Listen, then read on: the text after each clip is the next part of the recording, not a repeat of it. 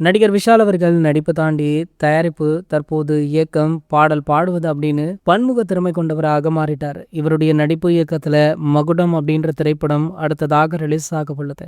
இந்த படத்திற்கான எதிர்பார்ப்பு மிகப்பெரிய அளவில் இருந்துட்டு இருக்கு. அடுத்தடுத்து படத்துடைய ட்ரெய்லர், ட்ரீசர்களுமே வெளியாக இருக்கு. மேலும் பாத்தீங்கன்னா விஷால் அவர்களுமே பல இடங்கள்ல படத்துடைய ப்ரொமோஷனுக்காக இன்டர்வியூஸ்மே கொடுத்துட்டு இருக்காரு. இந்த நிலையில தற்போது நடிகர் விஷால் அவர்களுடைய திருமணம் பற்றிய பேச்சு கடந்த 1.5 வருடங்களாகவே சோசியல் மீடியாக்கள்ல ரொம்ப அழுத்தமாக சுத்தி வருது. காரணம் என்ன அப்படின்னு பாத்தீங்கன்னா, சாய் தன்ஷிகாவுடன் அவங்களுடைய பட விழாவில் மேடை ஏறி தாங்கள் திருமணம் செய்து கொள்ள உள்ளோம் அப்படின்றத வெளிப்படையாக தெரிவிச்சாங்க. மேலும் பாத்தீங்கன்னா, நடிகர் சங்க கட்டிடம் முடிந்தவுடனேயே அங்க நடக்கிற முதல் நிகழ்ச்சி எங்களுடைய திருமணமாகத்தான் இருக்கும் அப்படின்னு வாக்குமே கொடுத்தாரு. சொன்ன வாக்க தற்போது வரைக்குமே காப்பாத்தல.